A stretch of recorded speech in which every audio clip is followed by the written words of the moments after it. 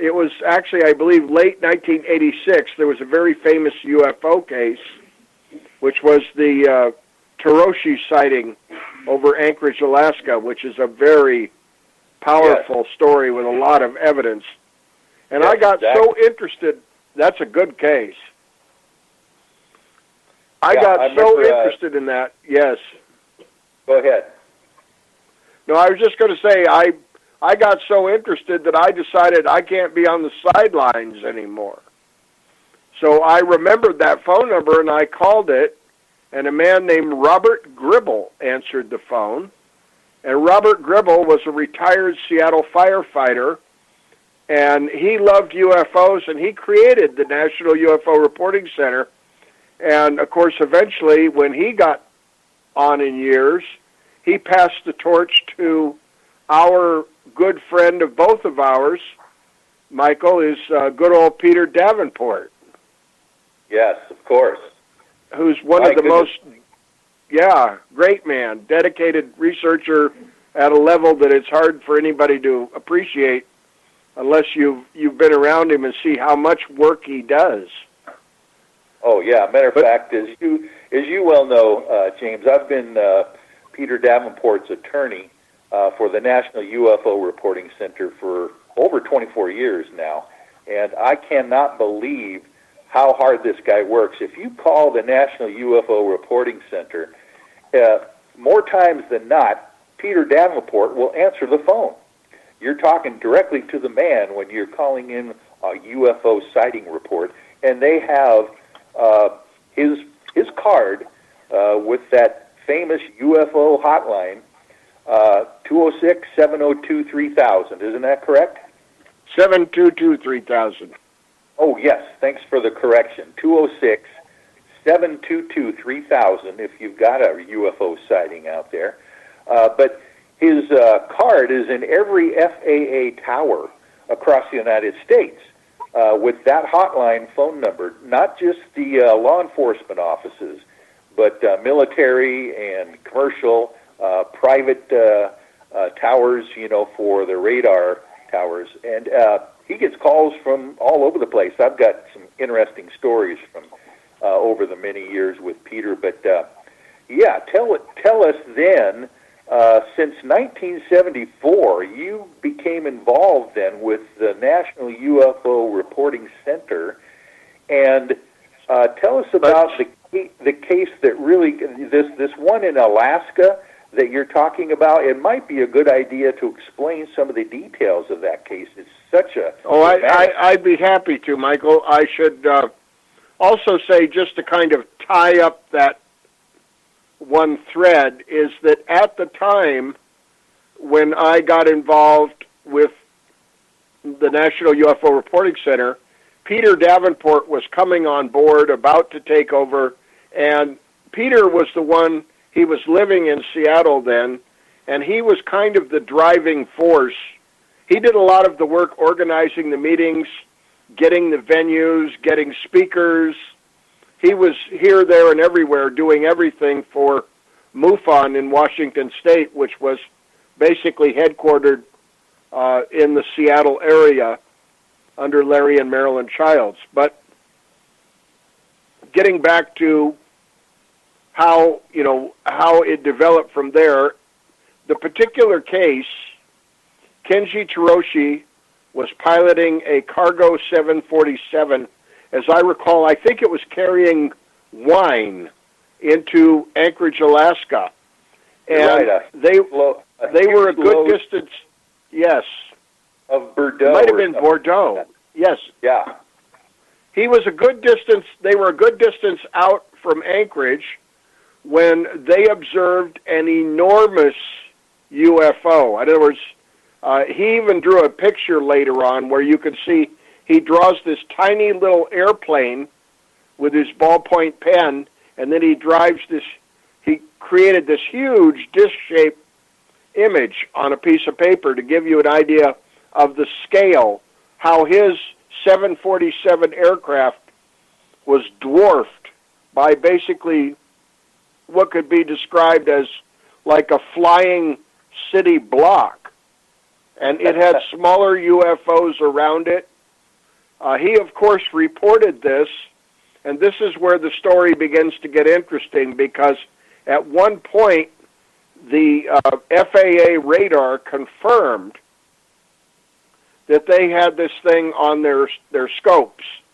Then, of course, later on, after he landed, after the story went public and created a media firestorm, they backed away and said, oh, no, we didn't really have it on our radar scopes. And now, as I recall, I think it's Leslie Kean's book, there's a chapter in there written by a gentleman who was actually in charge of that radar room at the time, and he said flat out that plainclothes people showed up, mysterious government types, probably CIA.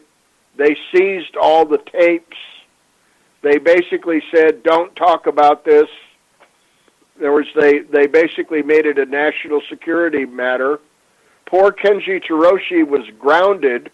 I don't know if he ever got an opportunity to fly again, but by going public with this extremely important UFO sighting, he basically ruined his career as a professional airline pilot. So, there's a lot of elements to this story that point right to the heart of all the problems that we have in the field of ufology when we try to validate an important case that occurs. Exactly, there are so many barriers to getting accurate information, getting people to willingly make statements and stand behind them. I mean, this has got to be one of the hardest investigative fields that I can think of, because there's so little to work with so often, and because you have so many barriers in your way.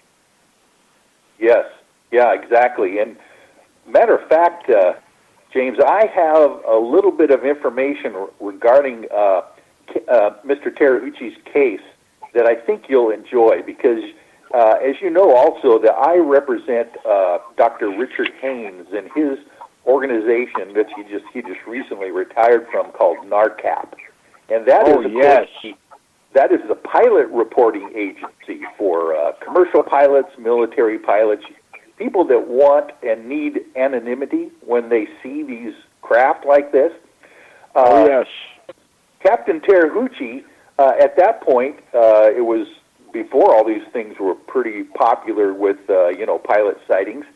When he came out, he just told the truth, and he didn't mind telling it to anyone, and of course they knew who he was, and Japan Airlines, you're correct, put him on a desk job for quite a period of time. But here's the great part of the story. Dr. Haynes heard about the story of his sighting and actually flew to Japan, because Dr. Haynes is a world traveler anyway, and he was in Japan and talked with the local FAA authorities in that country and explained to them that these things are being sighted all over the world.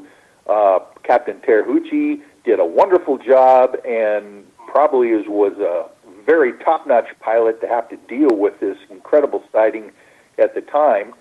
And what happened was that Dr. Haynes got him reinstated as a pilot. Well, now there is a happy ending that I did not know that brightens my day to hear that.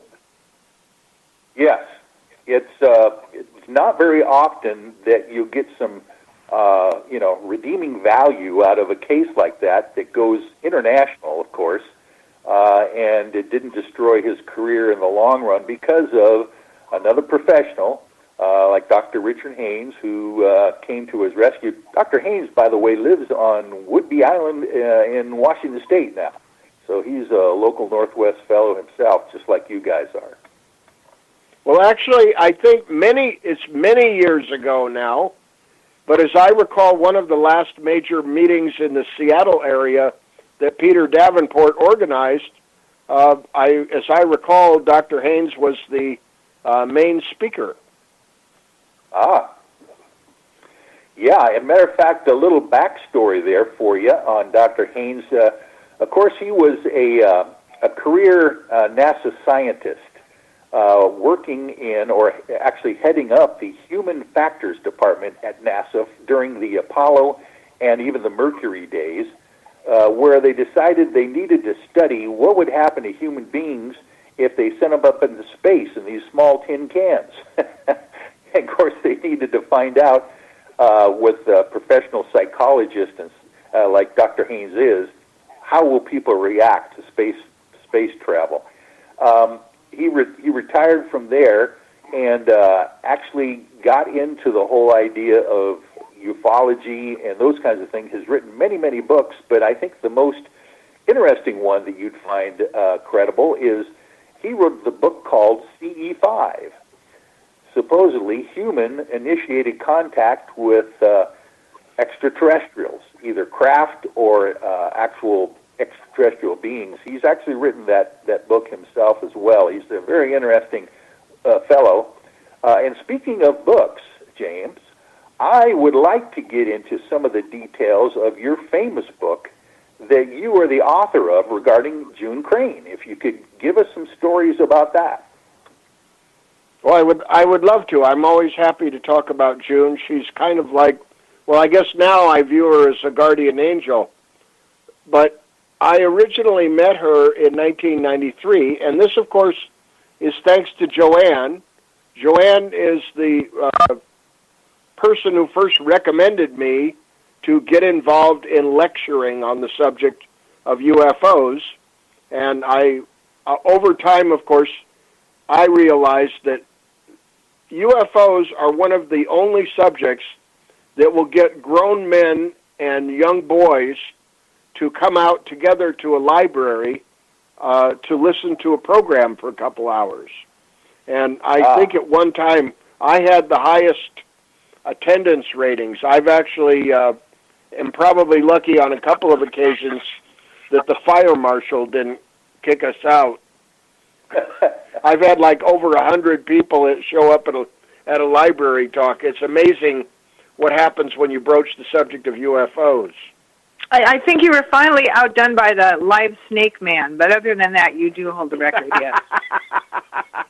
Yes. But in 1993, yes. In 1993, I gave a UFO presentation at the Ocean Shores Library. And after I was done, this very stern-looking elderly lady approached me, and she said, "You're right, the government knows all about UFOs, and they're keeping it a secret." And I said, "How do you know?" And she said, "Because I worked there." Whoa. And I could tell that she was absolutely serious. But she wouldn't give me any details. I think she was a little afraid of me.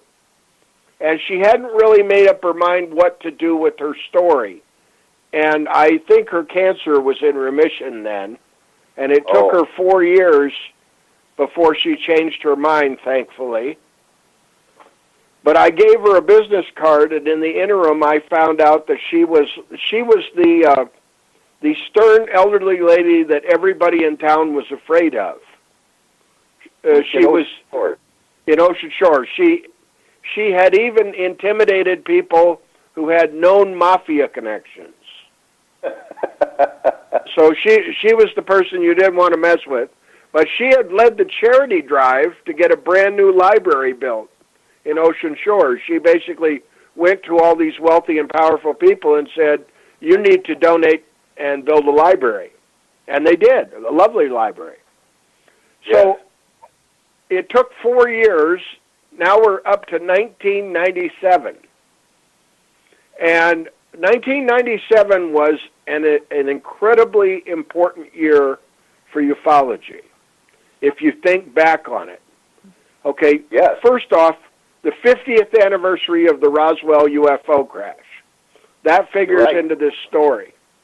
March 13th, 1997, we have one of the most significant UFO events ever, certainly in North America, is the Phoenix Lights.